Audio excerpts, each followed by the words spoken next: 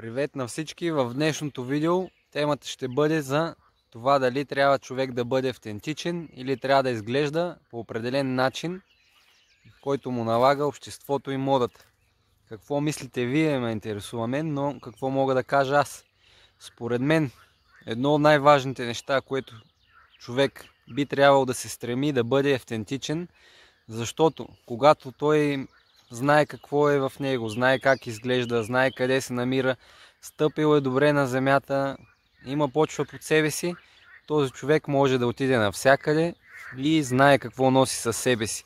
Когато човек не е автентичен, изглежда по определен начин, действа по определен начин, говори по определен начин, но го прави изкуствено, това винаги се забелязва и хората наоколо го виждат. Така че, когато си автентичен, това, което е в теб, винаги е по-добро, отколкото това, което имитираш и правиш. Чао!